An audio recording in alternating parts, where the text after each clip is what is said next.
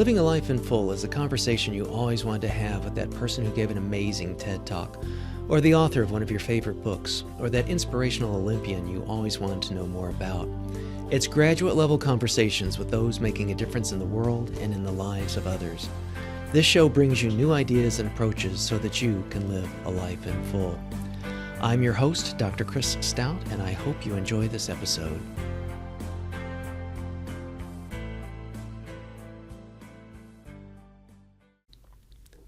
This episode is brought to you by the nonprofit I founded, the Center for Global Initiatives.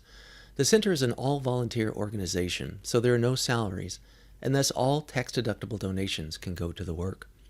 While our key country partner is in Tanzania, our work is global and generally focused in the areas of education and healthcare.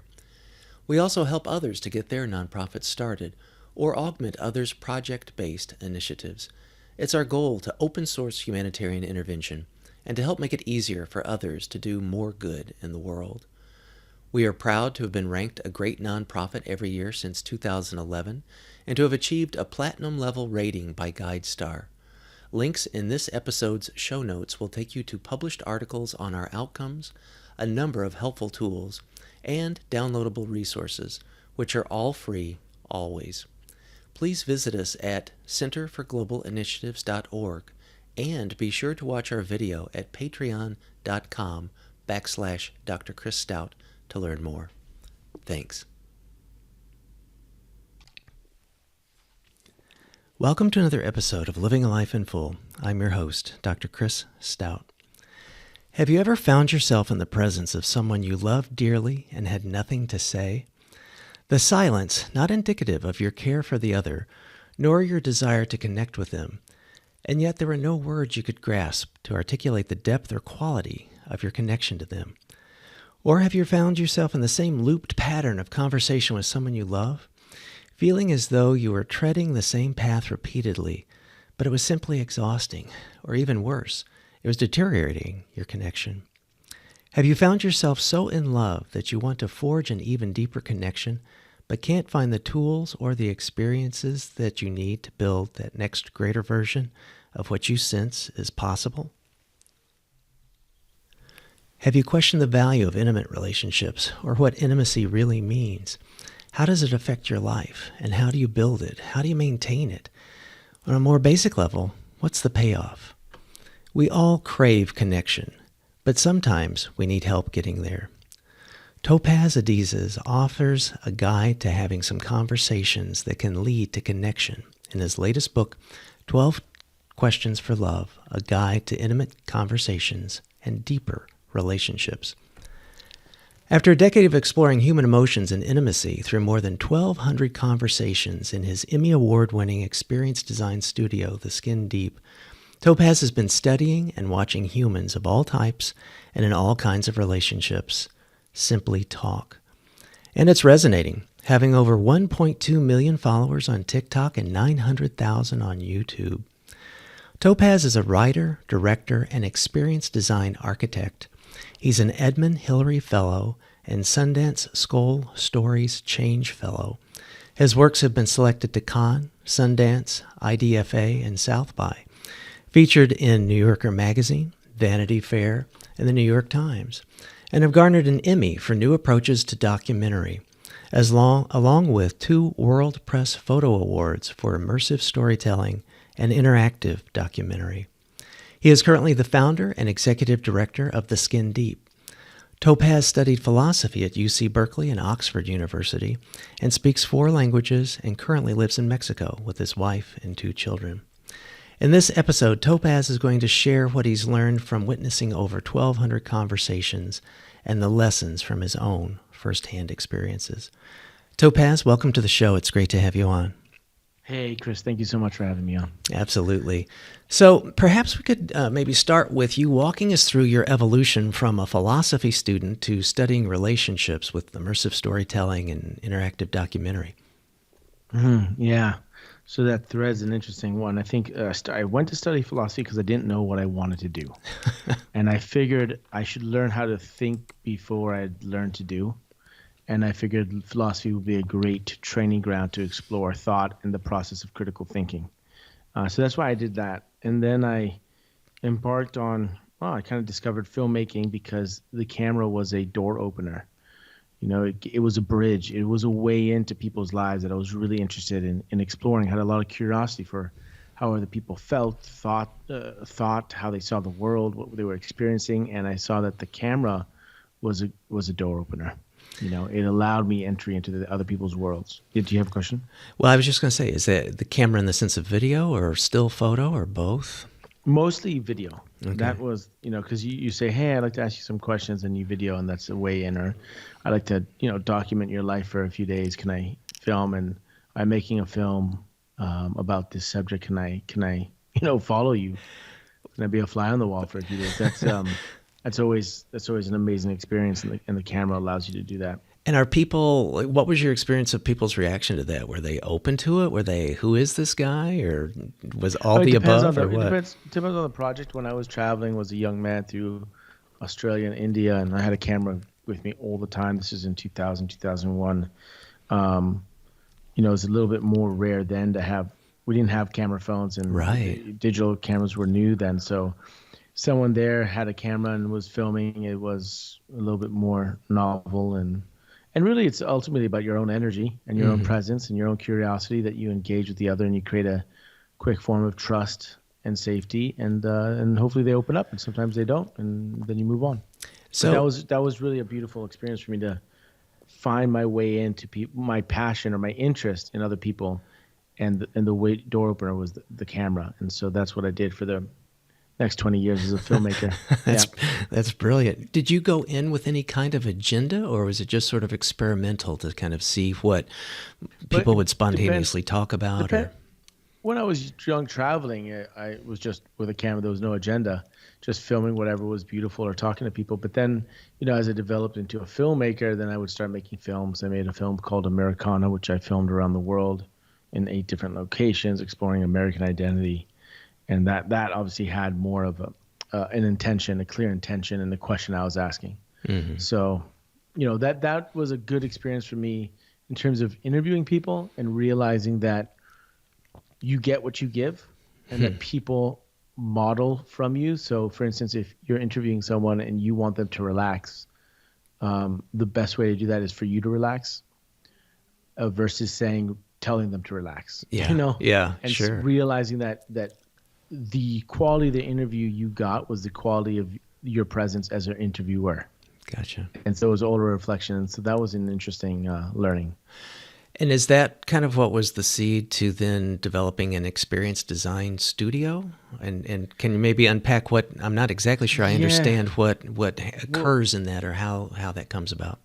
The switch really happened. I was making films, fictional and doc and such, and I had 2 short films that went to Sundance Film Festival, which is one of the biggest in the world, definitely in the U.S., back to back. And then the third year I had a film that went to Cannes, which is the biggest one in the world. Right. And I really felt I was on the road for this, being a film director, and I had a script lined up and everything, a project I'd been working on for years. And I, by accident, put my film that was a Cannes, it was called Boy, it's a coming-of-age story, on Vimeo without a password. This is 2011. Back then, they were, festivals wouldn't take you if you screened digitally first. Oh. And so I put it by accident without a password just because I was quickly uploading and I forgot. And it got picked up as short of the week by Vimeo. And within a week, I had 400,000 to 500,000 views. Wow. And that really sparked for me the question of what game am I playing? I mean, I think just for your audience to understand, like, if there's anything to take away from this conversation of my experience as a 47-year-old male who's done my life experience, is that the power of questions, and that the questions shape the answers, and that we often spend so much time looking for the answer instead of realizing that the answer is shaped by the question. So put your emphasis on the question. And so for me, a lot of my life was always shaped by questions. And so when I had that 500,000 views, the question I asked myself, I said, what game am I playing? What game am I playing? At that point, I'd been playing the game of modern day cinema, which is to me modern day meditation. People go into a cinema, they're sitting down for 90 minutes, they have consistent breathing patterns, they're focused. It's popular culture meditation. So that was that game. But then when this happened, and I said, wow, I got 500,000 views. I got 500,000 people giving, their focus and attention to this short film in a week, and how much time, money, and energy would that have taken me if I try to get them into theaters? Right.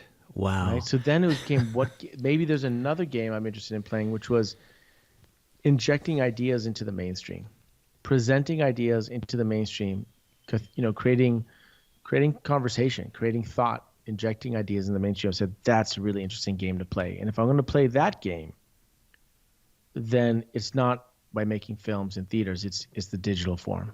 It's digital media. Because look, I just had 500,000 people watch this film, and I spent little time, money, or energy in marketing it. And so that really catalyzed for me a different conversation because I asked a different question. Wow.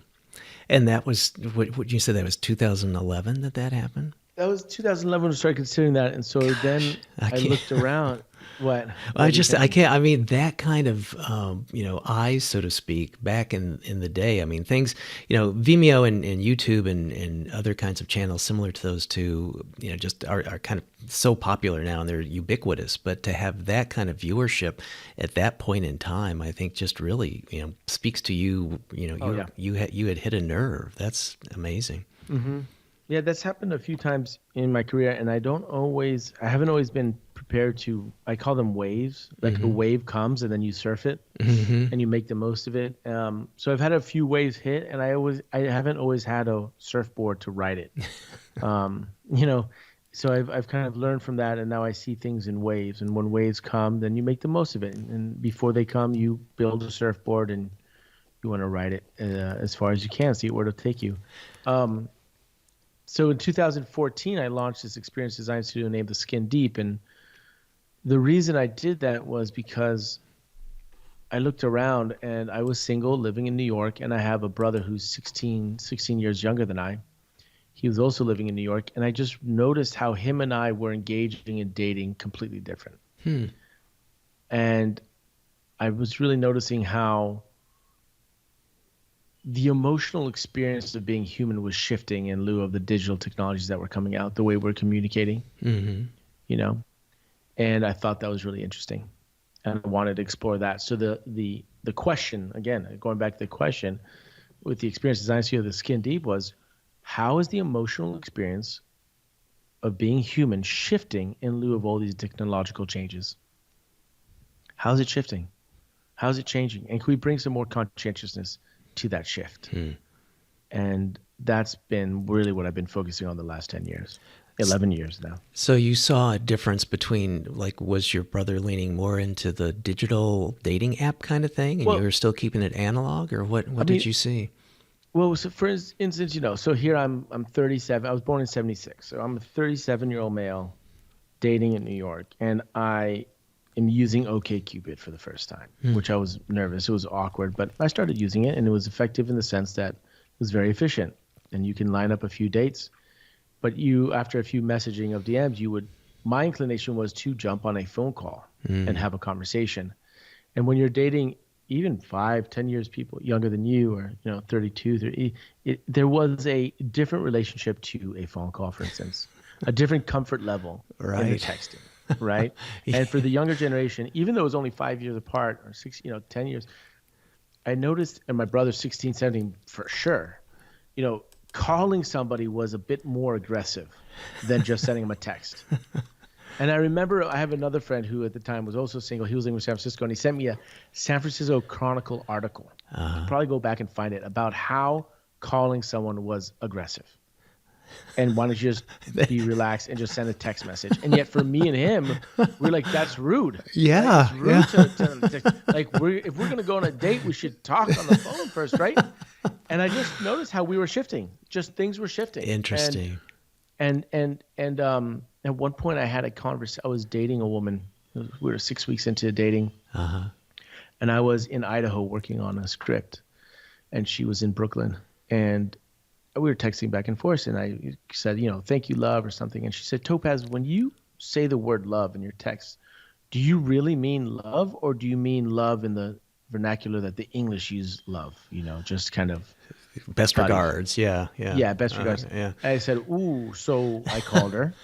And we had a 1 hour conversation about the status of our relationship, how we were feeling, and what we wanted. And I remember at the end of that conversation, what struck me most was that she thanked me. She said, "Thank you so much," because all my previous relationships recently, whenever we talk about our intimacy and our relationships and our feelings, it was over text. So thank you for calling me. Wow. And what struck me the most was not that she said that, but that was she was 32 and I was 37. We're only 5 years apart. And yet there was she was experiencing dating in a profoundly different way than I was. She was experiencing the exploration of human intimacy and emotions and relationship in a different way than I was. And my brother for sure.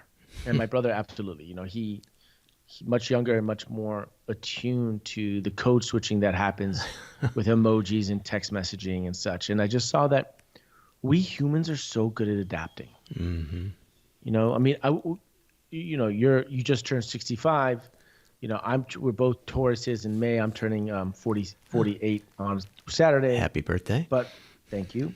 But, you know, I can't imagine operating now without email. Yeah. Can you? And you lived quite a bit of life without email. But can you imagine now working without email? Yeah.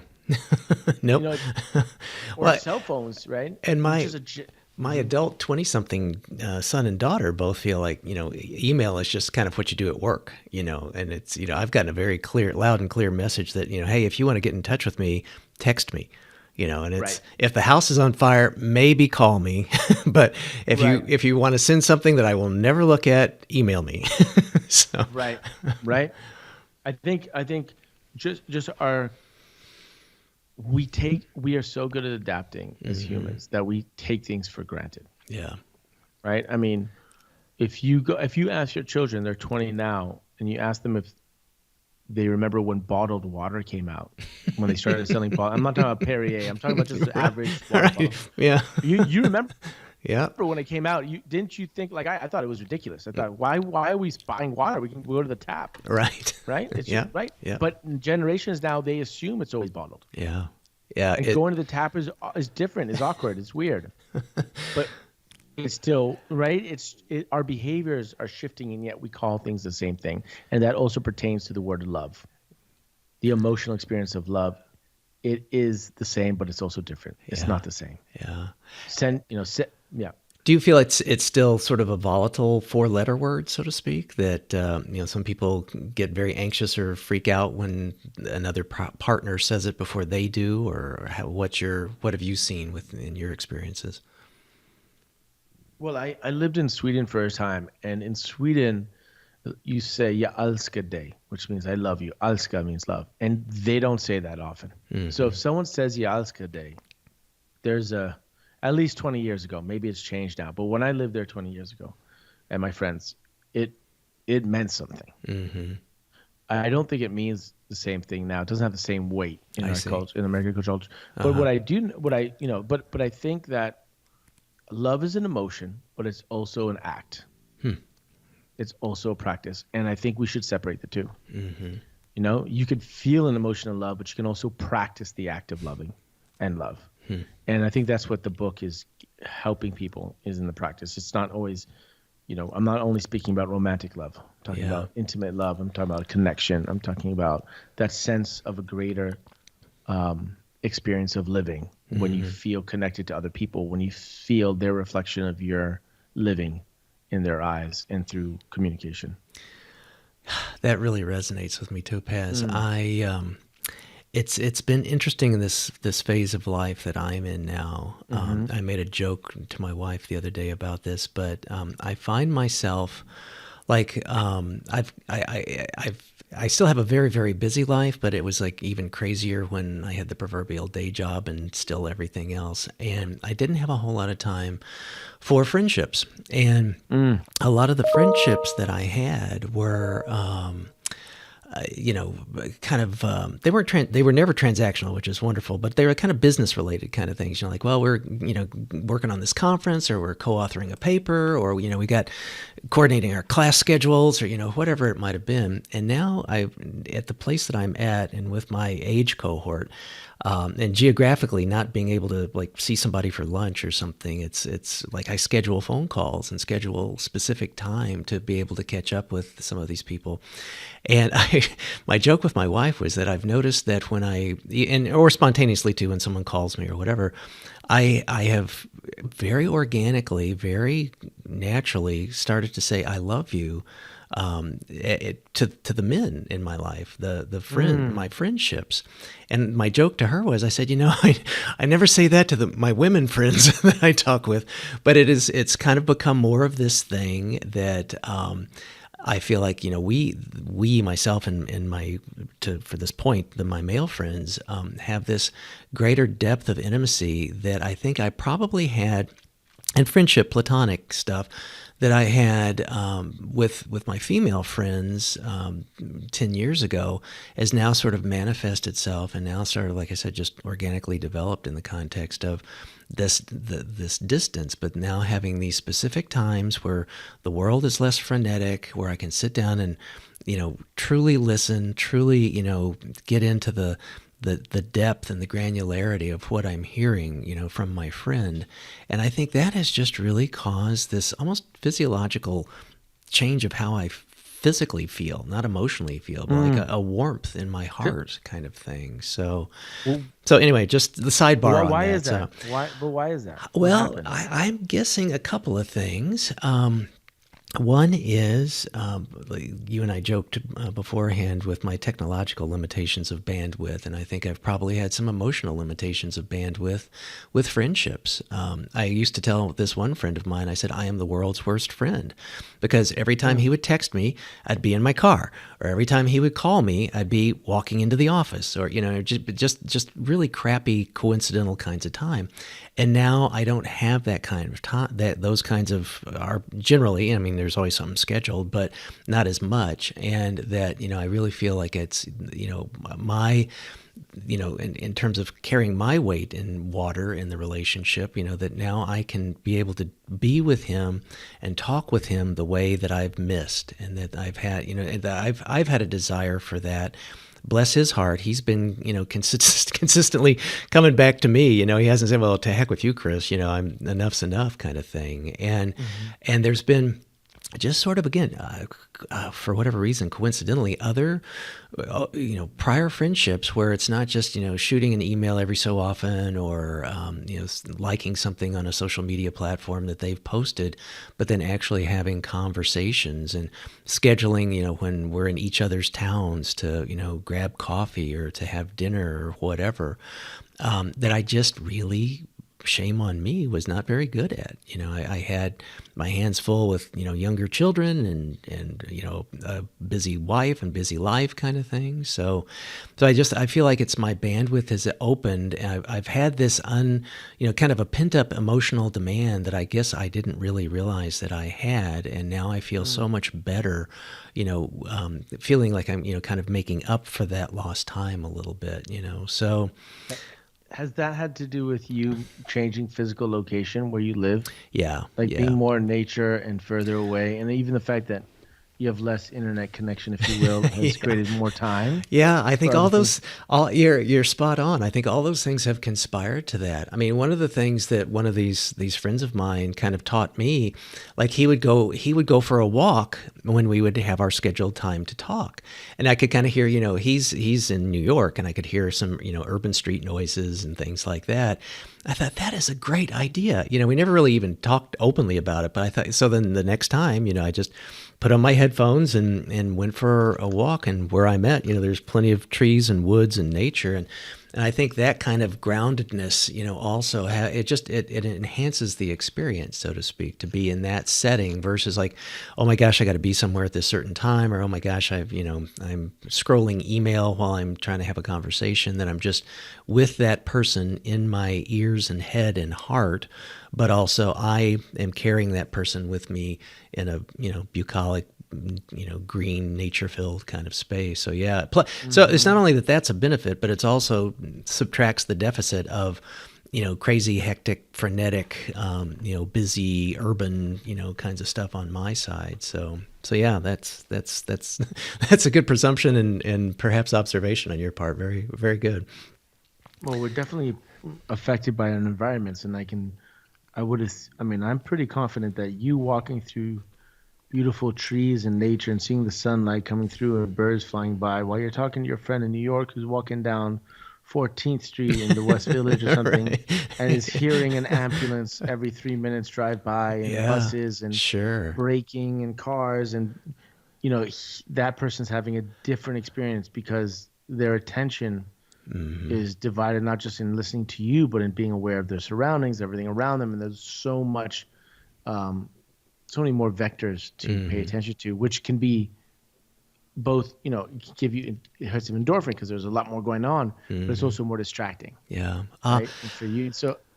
And I'll make an admission, and then I want to circle back. I want to start talking about the and, but I'll give you a little admission here, Topaz. For 10 years, I've worked in a variety of different kinds of clinical and academic and various even business settings, but I always maintained a private practice for about 10 years until our first child was born. And in that time, I have come to realize that when I was in clinical therapy sessions, one-on-one with people or with families, I was right there, man. I mean, I was the office next door could have, smoke could have been billowing out of it, and I would have never noticed it or whatever. And I felt that after kind of shuttering my clinical practice to then do other things and be a father and that sort of thing, that a part of the loss of that was being so focused on the other. And so the other, and because, I cared about my clients, but it's very different from caring about a friendship or caring about a family member or something like that. And I just start to now feel like a bazillion years later with the friendships that I can now have that focal, again, whatever else is kind of going on for me, at least. I mean, it's enhanced, like you just said, with my physical environment, but my intellectual focus and maybe my heart being more open, which probably wasn't so much the case in clinical circumstances, but it is with friends, that I think that's made a difference. So anyway, so thank you. And I will send you a check for this therapy session. I appreciate it. So. Well, I think what that leads to the question that with the and everything in the book really is just that people that it seems to me that we take our closest relationships the most for granted. Yep. The ones that we assume, well, they're there all the time. I see my wife every day. She loves me, I love her. Okay, done. Like I know that's stable. I know that my best friend is there. He's always there. I can call him. I don't have to call him. It's stable. It's there. And so we pay more attention to the things that might be in our professional lives or in the outer rim, meeting a new stranger. And yet there are so many nutrients to harvest and to reap from when we explore in the relationships closest to us. Yeah. Because they're there. They've been there for some time. They've seen us in vulnerable situations. They've seen us in where there's high stakes situations or just in intimacy. And we're really being intimate, right? And we're being vulnerable with them. So I think that I find that interesting. I find it's interesting that the one we're closest to are the ones we often overlook and take for granted, maybe because the flip side is the vulnerability. You're going to be most vulnerable with your partner or your best friend or your brother or sister, Well, I wonder if that intimacy too, not to make it, I guess I'm thinking of it maybe more paradoxically, like it's sort of like, the intimacy presumably, and let's say in this hypothetical, genuinely it is there, that then the paradox is that then you start to take it for granted. That okay, I'm done with this. We know who's who. We're thick as thieves, and that's fine. And now I can focus my energies and my whatevers on other folks that maybe are more in need right now, or there's something else going on from that. But I think that Totally.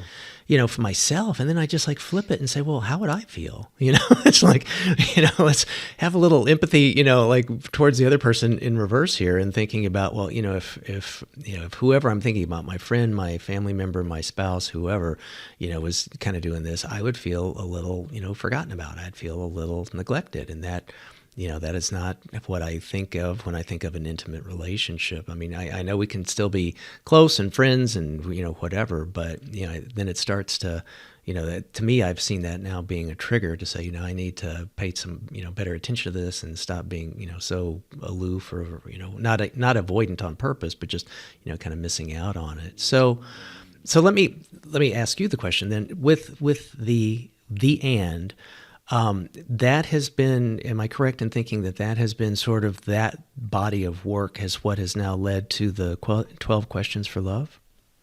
Yeah. Okay. The end is a project where, we brought in over 1,200 conversations, 1,200 pairs, all kinds of relationships to face each other, and we'd present them with questions, and we'd film it with 3 cameras, a wide shot, so you'd see both of them facing each other, and 2 close-ups, so you see both their faces, and we always show both people at the same time.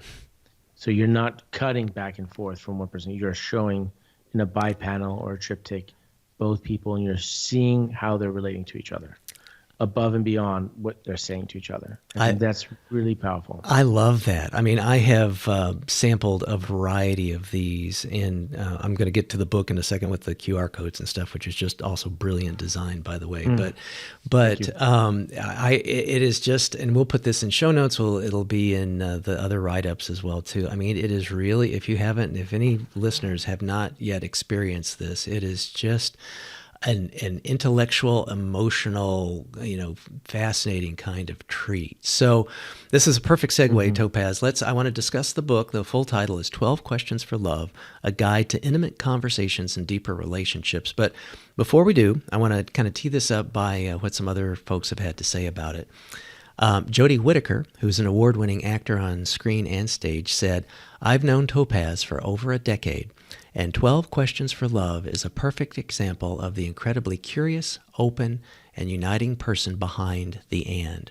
These seemingly simple questions distill years of observations, encouraging us to discuss what matters most and allow our relationships to thrive, empowering and insightful, with heartfelt solutions to real-life problems.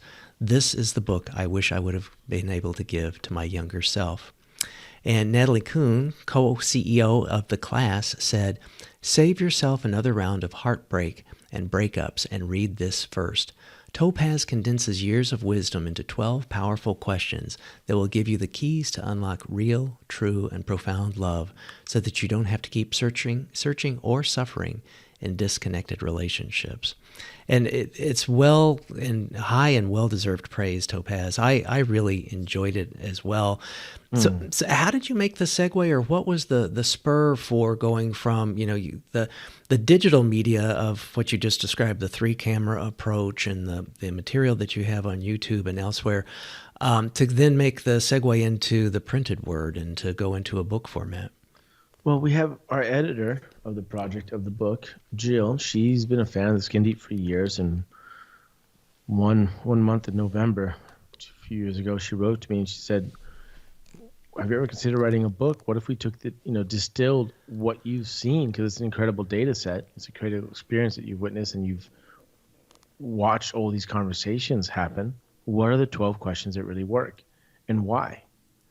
And I think that's a great, wonderful distillation, because where do we learn to have intimate conversations? Where do we learn to have cathartic, explorative conversations that deepen our connection? We don't. I think, in my opinion, we don't. We model it in our family and maybe our friend group, but there's no, at least from what I know, like a core. We don't learn that in school. We don't. And so right. I've learned that by virtue of just doing it and holding the space and testing, trial and error, if you will. And so that's, what the book is, a sharing of what we've learned from doing this for 10 years in terms of how to hold the space and how to construct well-constructed questions, powerful questions that lead to cathartic conversations. And why 12? How did that come about? That came about because generally when we bring 2 people in a room, we present each of them with 12 questions. So it's a total of 24. And so I know that, with 12 questions, it's sufficient. And there's an architecture to that. It's a 5-act structure. So the first 3 are exploring the past, the synergy of your union, and building trust and respect. or reminding you of the trust and respect that you have. The next three explore conflict and how you handle them in different ways. The seventh and eighth question are really the peak, the climax questions that really delve deep to vulnerability. The ninth and 10th are starting to land the plane, if you will, and acknowledging what we learn from each other and gratitude from one another. And 11 and 12 is acknowledging the fact that, is saying the really important things because we don't have forever. Oh, man, just kind of chokes me up to think about that, because as you describe them, and as I remember when I first read them, you can't help but read your book and then apply this in your own life. And I think about it.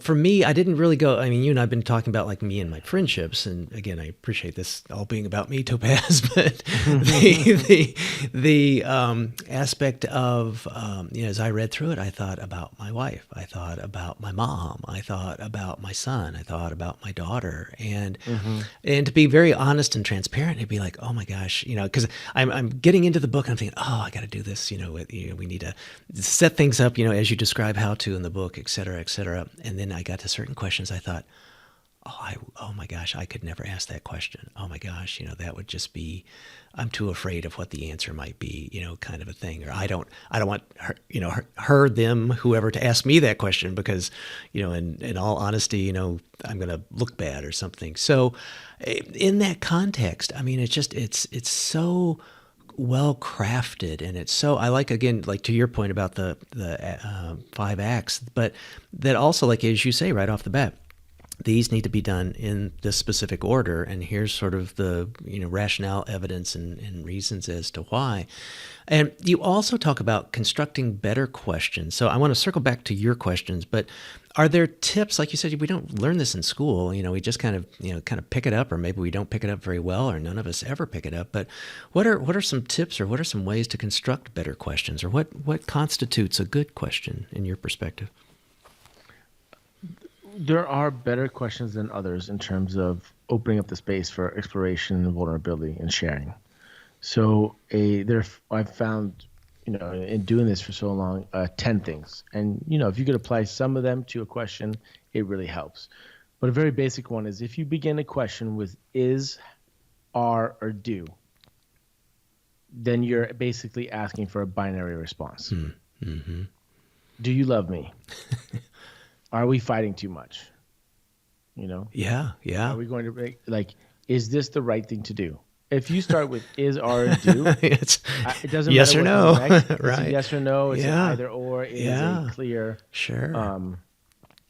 And so there's not much room to explore your relationship, your emotion with a binary answer. Mm-hmm. Right. And sometimes you want a binary answer, or even should.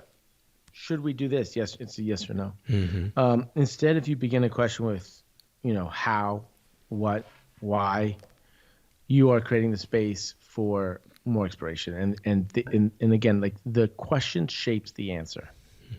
And that's very much true. So we yield a lot of power in the question that we ask. And so that's one, is don't ask a binary question. I mean, if you want to explore your relationship, ask something that requires a nuance in the response. Mm-hmm. So. And when you say that about how the question, crafts the answer, it's not in the sense of like you think about, like leading the witness, so to speak. It's not like a question that's going to lead someone to, the answer that you want them to say, kind of a thing. It's crafting it so that it gets to maybe a deeper level, or say more about that. Well, So if we ask the question, why do we fight so much? Okay. So if you ask the question, why do we fight so much? You're asking the other person, you're asking your own mind, for the answers are a list of why we fight so much. If instead you switch it to, what are we learning from our fights? Do you see how those answers that question begs are more constructive? Mm-hmm. Yeah. What are we learning from our fights? So we ask ourselves questions all the time, and we don't realize it. You wake up in the morning and you go, oh, geez, I got to do that today. Oh, geez, I got to do that today is an answer to a question. You're just not paying attention to the question. So pay attention to the question. And instead of asking yourself, oh, what's the shitty thing I have to do today? You go, okay, I know I have a busy day, but what's the one moment that's going to be golden for me today? What's the one moment I'm really going to love enjoying doing today, even if I have the worst day of my life? Right? That's I mean, great. in the shaping, the question has all the power. So we do not pay enough attention to our questions. Someone, if you break up in your relationship, you're asking why they dumped me. Why didn't this work out? And you'll get a list. Instead, you could say, instead you could ask, how is this preparing me for the next relationship I'm going to be in? Mm-hmm.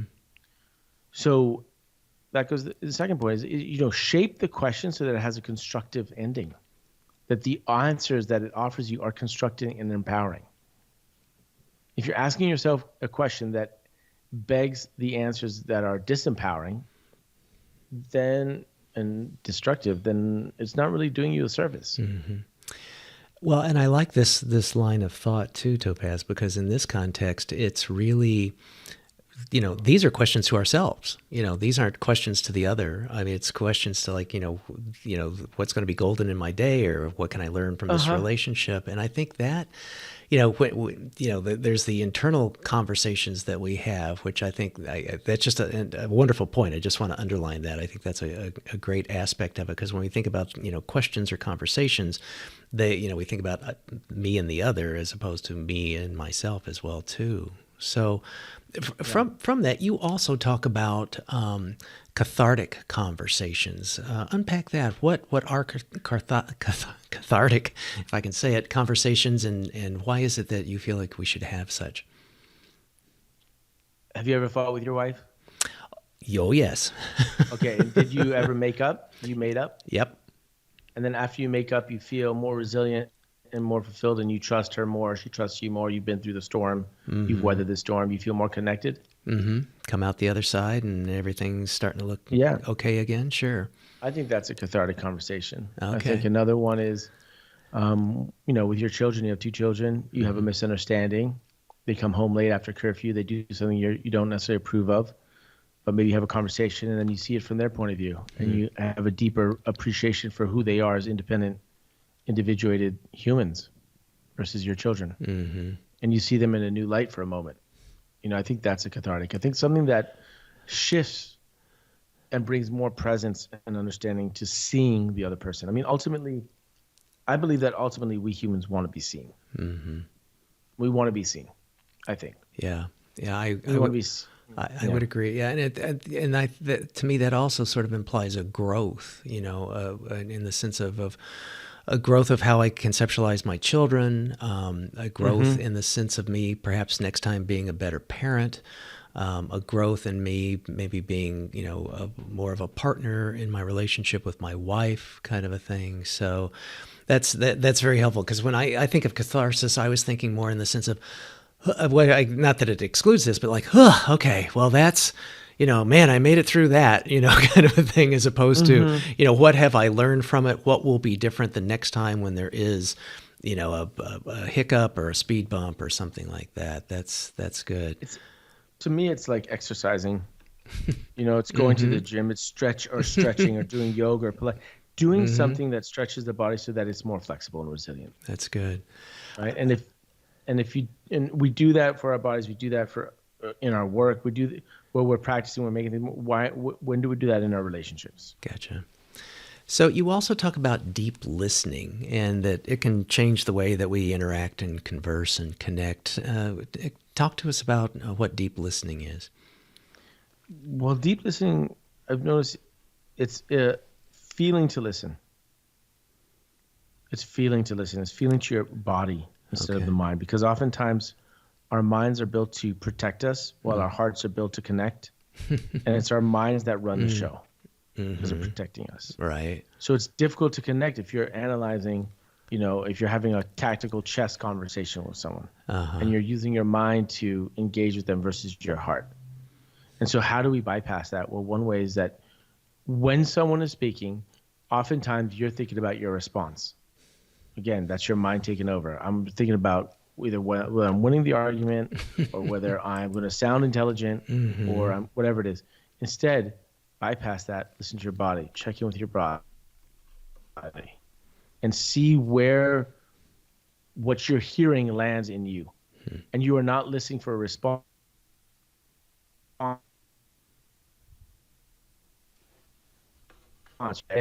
And I'm just saying, there's different kinds of conversations to be had as part of creating this space. So what? There's two things. What I like there is about creating the space, and there's well-constructed questions, and you, yeah. So what happens if?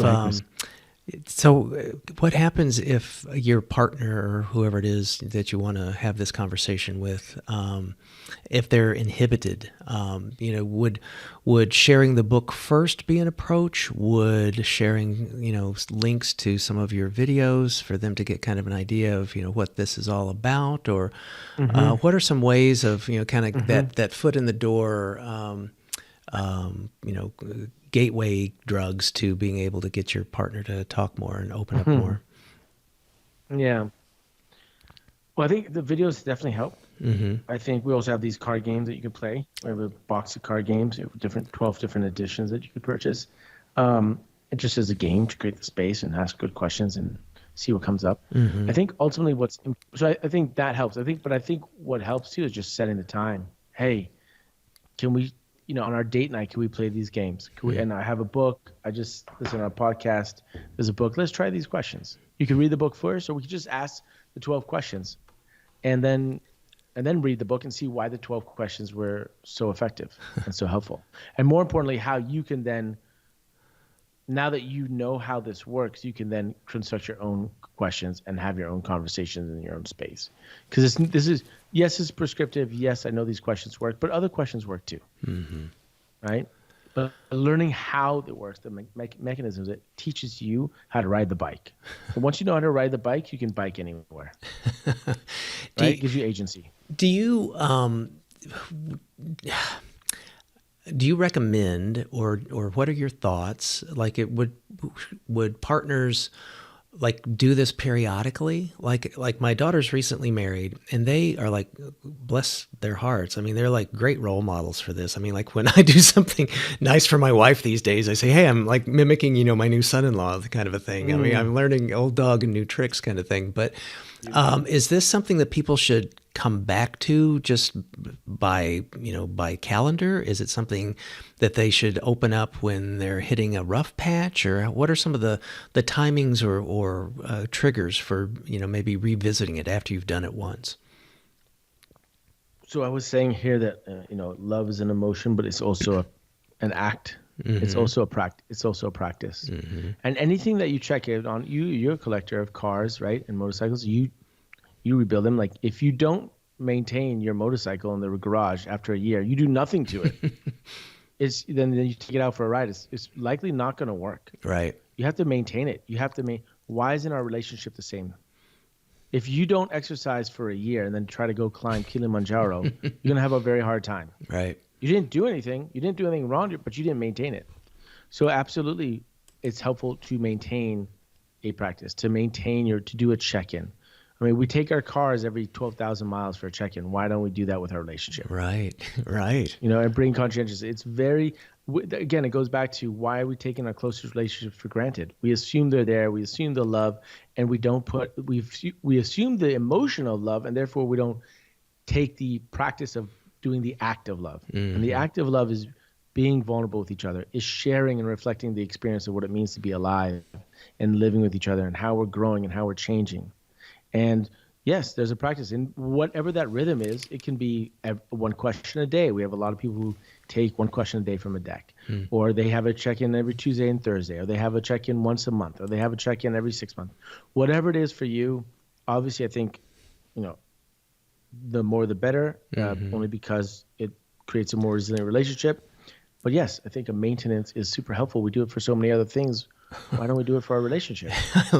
Yeah, you say that, and it just seems so, ridiculously obvious. It's kind of a nice thing too, in the sense that you sort of have these kind of check-ins and opportunities to do that. And it also then normalizes the process as opposed to, Chris got the 12 questions for love book out again, there's something, here, some storms a brewing or something versus just like you said, it's a normal kind of thing. I don't need my wheel to fall off, first in order to make sure that my car or my relationship or whatever, is going in the way that it does.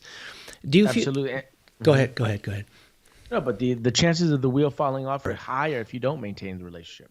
When your partner comes in and says, we got to talk, and we all know what that means. That means that we're going to have a painful conversation right now. But what that means is that the lack of maintaining the relationship and not acknowledging has built up so much pain we can no longer continue not acknowledging whatever it is that's happening.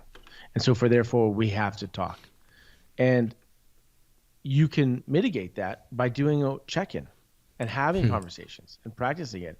And not only is it builds a healthier, more resilient relationship, but it creates a more fulfilling one. Yeah. Right. And to me, it's just, I just find it quite ironic that the ones that we're closest to, we take for granted. We don't explore because there's so much juice in that. There's so much. And what I mean by juice is just like when you have a makeup conversation or makeup sex, or you have a fight with a close friend, but then you make up afterwards and you feel like I can look my friend in the eye now. I know that we can have real conversations and he can really see me and I can see him. And it feels more enlivening. And I know that that's scary and uncomfortable. But what I want to say, if you look at any big accomplishment in your life, if you look at some great moment that you achieved, I promise you an hour, a day, a month, a year before, you were very anxious about that. Right? Sure. When you got absolutely. in, you went to Harvard Medical School, right? Postdoc, right? I'm sure that when you got in, you must have been very proud of yourself. It was an accomplishment. But I also promise you that when you took the test, you were nervous. I promise you that when you're studying hard to get grades, and when you wrote the letter and you applied and you did everything and you sent it in, you were also anxious and nervous. Yeah. And it was scary. Yeah. And felt like I shouldn't, it felt like, oh, what am I doing? And it's the wrong thing or whatever. But thank goodness that we do those things that maybe feel anxiety producing or whatever, to your point, have this, exquisite payoff. Have a payoff. Yeah. Your accomplishment is commensurate to the discomfort, to the challenge that you go through. And so don't shy away from this challenge. Don't shy away from the discomfort. There's nothing better than to lean into discomfort in a safe place. Yeah. And where better than the relationship that you have with people that you care about. Well, Topaz, I know that you've got a little bit of a time crunch, but there's a couple of other things I want to ask you about if you're good for time, at least for right now. Mm-hmm.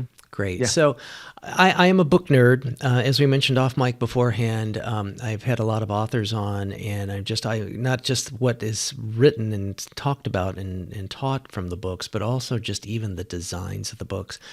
And my friend, I have to tell you, your design, first off, I have never seen a dedication done like yours. It was just lovely. And I want to say not only what you wrote, but like with the ability, like, it looks like it's in your own hand. And I thought that every book should be that way. That should be a role model for publishers henceforth and authors, because I just thought that was beautiful. That was a first for me. And thank you. Maybe let's take a quick sidebar on that. Was that an arm twist to the publisher? Say, hey, I really want to do it this way? Or how did you come up with that intellectually, creatively? Just unpack that just real quick. Just like you can hear a lot in someone's tone of voice that's unique to them, I think you also can see a lot in their handwriting. Mm-hmm. And so I wanted to leave a mark on the book that was very vulnerable, because I'm inviting people to lean into real conversations, authentic conversations. And so for me, that was a visual way of putting myself out there authentically. Wow. And that's why, and making it unique and personal. So that's why I put in my handwriting. And to the credit to the publishing house, they were open to it. They thought it was a great idea, and they were very kind and it wasn't a problem. So credit to them. That's great. Well, and obviously, I mean, look here, it touched me, Topaz. I mean, it really, it was notable. And, I deconstruct books, just to enjoy them. And that was just a little treat on top. So That's awesome. because this was awesome work. So your table of contents. So next, turn the page. I haven't even gotten to the non-Roman numeral page numbers yet, but it was also creative and just such and practical, useful design too. So same kind of thing. Good collaboration with your publisher. Well, I wanted to on that page. You mean because I have like questions 1, 2, 3, and then it leans to the other side of the page and then returns. Yeah. Right. Yeah. Mm-hmm. I did that on purpose because I wanted to give the reader a bump. Like they open and they expect it to be left page first and then the right page. And I'm really glad you're asking this because no one's asked this before, but I was intentional with the teams. No, we need to give the reader a bump so that it's not what they're normally used to. And therefore they have to be a little bit more present and paying a little bit more. They know this is not the same ride as any other book. Buckle up. That's why. Buckle up. It's just a little bit of a visual shift for people. Yeah. So that they know, like, oh, okay, they're paying it. We're paying the designers and us and the author are paying attention to give you a unique experience. Mm-hmm. And so that instantly from the, fourth page or whatever. Yeah. Gives the reader an awareness of what's coming up. It is so engaging. I mean, I just grabbed it again. It's one of the most engaging, elegant approaches that I've come across. So again, bouquets and kudos. So now I'm gonna jump to the end of the book because we've been kind of talking about the in between. But the end of the book, then you've got QR codes in the references, and again, nicely laid out. I think that is so clever. And so actually, I took your book on vacation with me, and I'm reading the book and talking about it periodically, with my wife, and then I see the QR codes, when I get to the end, and I like whip out my phone and start looking at that. She goes, "What are you doing?" I said, "Oh, this is like more just it doesn't stop. The book it is a concise perfect size kind of, take along book and have on your bookshelf as well. But then it really brought the concepts alive. I mean, in my head, like I told you before, I've been thinking about it, me and my relationships with who I care about. And then I get to see them, and you've got little, descriptions of, well, here's this kind of relationship and here's that kind of, someone, whatever kind of, whoever you are in the world and however you identify and whatever your experience is with other loved ones, there's something there for you. And watching things that kind of fit to my lived experience and watching things of other people's lived experience, watching both just is so enriching and so brings alive to kind of see, it's like the practical application. It's like, theory and practice. The theory is in the book, and then the practical application with real people in their real lives.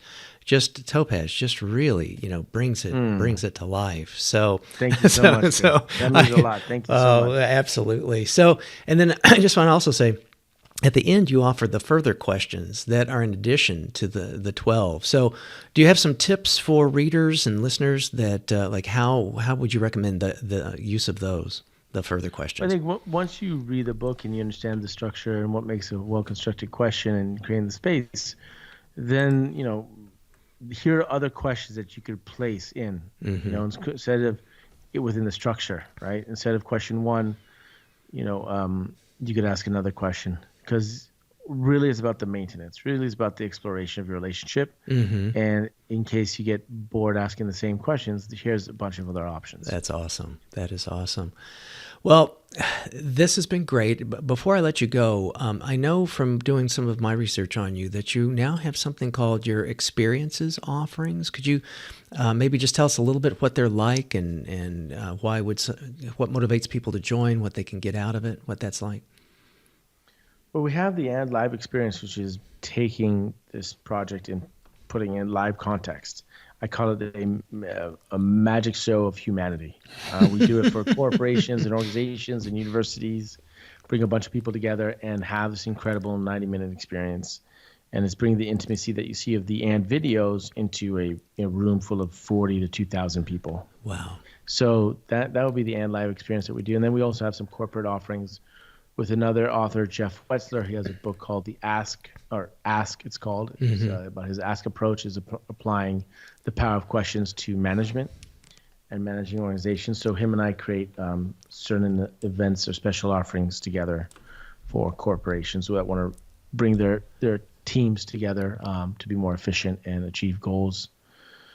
And unleashing the power that's the hidden power that's between us, but we're not speaking about it because we're not asking well-constructed questions. Oh, that's great. Well, Topaz, we've covered a lot of territory. Is there anything that we've missed or that you'd like to add as we wrap up? No, I just appreciate the time. I appreciate chatting with you. I appreciate you bringing me back to Skype, which is amazing. yeah, for all the Luddite listeners out there. It's amazing. It's so rich. I love it. Sponsored. Next episode will be sponsored by Skype. So. Exactly, yeah. Thanks for having me, Chris. And Chris, also thank you for looking through the book and acknowledging the design of the book and the design from the design team, from the editor. They're amazing, the publishing house. So and thank you. The work you put into it. So what are some of the best ways listeners can learn more? I'll put in links about the book and the experiences in your website. But to connect more, get your book, what are people, where to? 12 Questions for Love is available in audiobook, hardcover, and ebook on Amazon and anywhere you get your books. It's everywhere. theskindeep.com, that's the place you want to go. That's where we have all our products and digital products from the Skin Deep, our 12 editions and everything. And on our social media, it's The Skin Deep. So if you just look up The Skin Deep on YouTube or TikTok, Instagram, you'll find us. Great. And they'll be joining armies of others that are big fans like me. So Topaz, I want to thank you so much for taking the time to be on and even more so the important work that you do. It's really a gift to us all. Thank you. Thank you. Thank you, Chris. I appreciate you. Thank you so much. This episode was also brought to you by Young Automotive, a partner and sponsor of our 2024 Racing to Help Others project. They're a second-generation auto service provider based in Sturgeon Bay and serving customers throughout Door County, Wisconsin. They are recognized as a trusted, community-minded, locally owned business. In fact, their motto is changing lives by fixing cars. Their ASE certified technicians are experts in servicing domestic, European, and Asian vehicles, along with hybrids. They are MAP accredited and an ASA member. Cal's expertise in preparing the C8 for the racing season has made all the difference, both in the car's on-the-track performance and my peace of mind as the driver. Owner Fred Young and service manager Nick Kruger's backgrounds, experience, and automotive knowledge are without compare. Their commitment to helping others is a testament to their ethics and the shop's ethos. Fred's leadership in developing a positive, diverse, and supportive workplace culture serves as a model for other entrepreneurs to aspire to.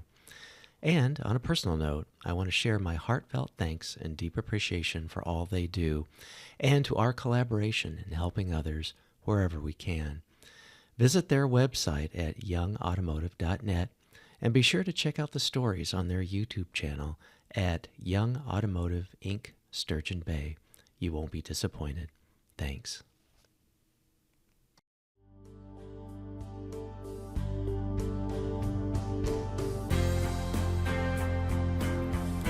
Living a Life in Full is a production of Stout Media, a subsidiary of Gordian Knot, LLC. Assistant producer, Gracie Wong. Music, Dan O'Brien. Executive producer and host, Dr. Chris Stout. To learn more, stop by our website at Life in Full for show notes. And please recommend us to your friends and subscribe on your favorite platform. And as for the obligatory disclaimer, this podcast is for general information uses only and does not constitute the practice of psychology, medicine, nutrition, or other professional healthcare services, including the giving of medical or psychological advice. No doctor-patient relationship is formed. Lastly, and perhaps most importantly, I take conflicts of interest seriously. For all of my disclosures as well as show notes, please see livingalifeinfull.org/podcast and my LinkedIn profile.